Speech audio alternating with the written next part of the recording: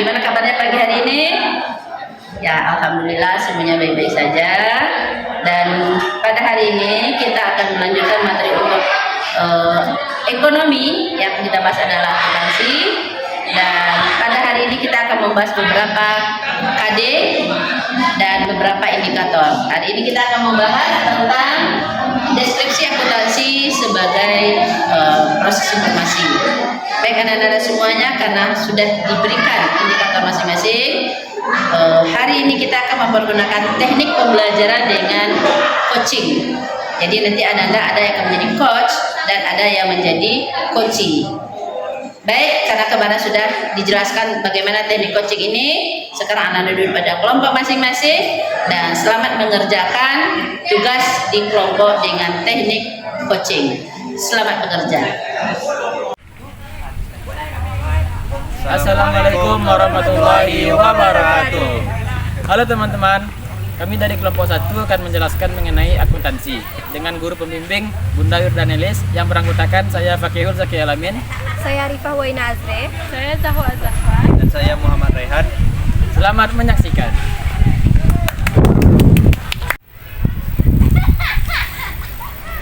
Jadi gimana sih sejarah akuntansi itu sendiri? Nah, sejarah akuntansi sendiri itu berawal sekitar 3600 sebelum Masehi dengan ditemukannya catatan pembayaran gaji di lempengan tanah liat di daerah Babilonia. Nah, pada tahun 1490 itu dalam bukunya dengan judul Summa de Arithmetica Geometrica Proportioni et Proportionalita, yaitu yang membahas sebuah sistem catatan berpasangan karangan oleh Lucas Paciolo. Dengan terbitnya buku tersebut, di Eropa mulai berkembang sistem tata buku yang dinamakan kontinental, sedangkan di Amerika dinamakan Anglo-Saxon. Nah, berkembangnya sistem akuntansi baik yang kontinental maupun Anglo-Saxon sangat berdampak terhadap sistem akuntansi di Indonesia. Pada saat penjajahan, Indonesia menganut kedua sistem tersebut. Namun, pada tahun 1970, Indonesia mulai menganut sistem Anglo-Saxon dan yang sekarang ini disebut akuntansi. Dari penjelasan teman-teman tadi, sebenarnya pengertian dari akuntansi itu sendiri apa sih? Sebelum kita masuk ke pengertiannya, kita harus paham dulu nih apa itu konsep dasar di akuntansi sendiri. Jadi akuntansi itu adalah sebuah rincian atau catatan tentang pendapatan dan pengeluaran. Masuk kepada pengertiannya, yaitu menurut AAA atau American Accounting Association, itu sebuah ikatan akuntansi yang berada di Amerika. Pada Indonesia sendiri kita juga punya, yaitu IAI atau Ikatan Akuntansi Indonesia.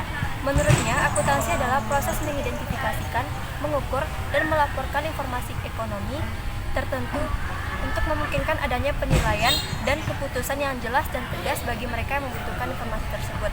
Yang kedua, menurut AICPA atau American Institute of Certified Public Accounting, yaitu sebuah lembaga yang mengeluarkan sertifikat agar jadi akuntan. Menurutnya, akuntansi adalah seni pencatatan, penggolongan, dan pengkisaran dengan cara tertentu dalam ukuran moneter, transaksi, dan kejadian-kejadian yang umumnya bersifat keuangan, termasuk menafsirkan hasil-hasilnya. Ada juga akuntansi menurut Accounting Principle Board Statement Number 4 adalah suatu kegiatan jasa yang berfungsi untuk memberikan informasi kuantitatif, umumnya berupa uang.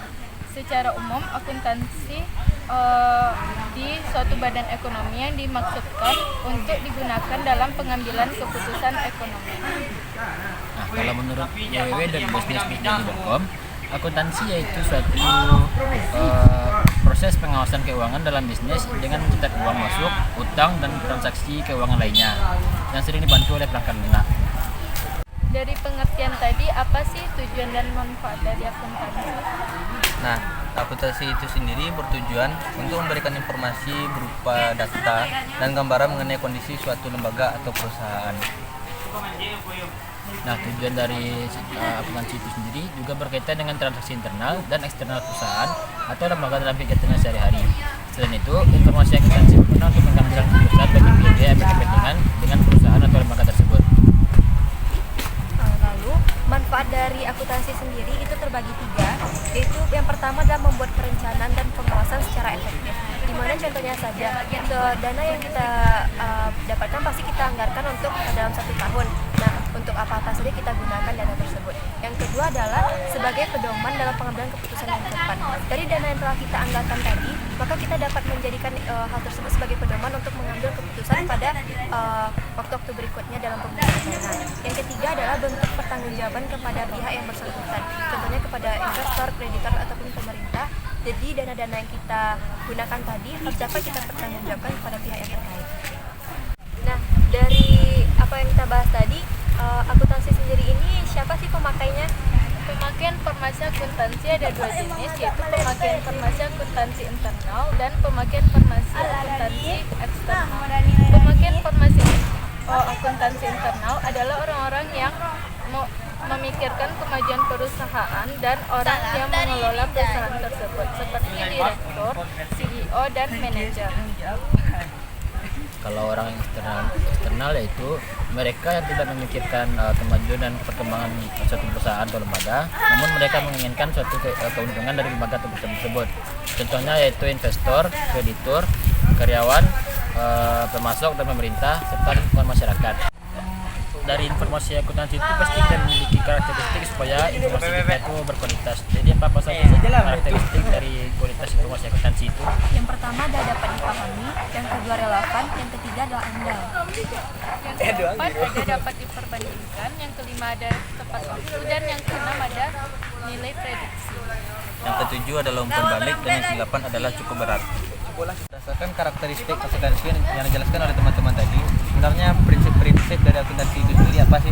Yang pertama ada prinsip entitas, yang kedua prinsip satuan moneter, yang ketiga prinsip kurun waktu, dan yang keempat adalah prinsip biaya historis.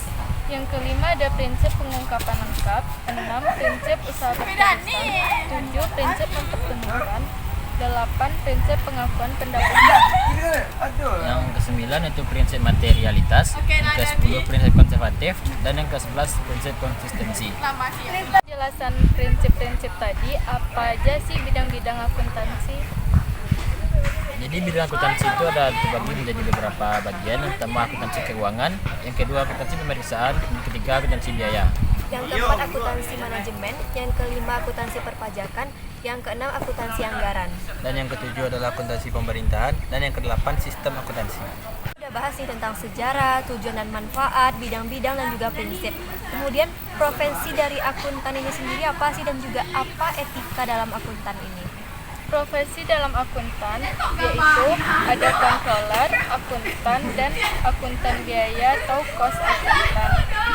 Selanjutnya ada akuntan pemeriksaan atau auditor, akuntan pemerintahan, serta akuntan anggaran. Dan selanjutnya ada etika profesi akuntan. Yang pertama itu adalah tanggung jawab profesi, yang kedua kepentingan publik, yang ketiga integritas, yang keempat objektivitas, yang kelima kompetensi dan kehati-hatian profesional, yang keenam kerahasiaan, yang ketujuh perilaku profesional, ini kedelapan standar teknis. Oh, jadi begitu ya sejarah dan kandungan dari akuntansi sendiri. Oke.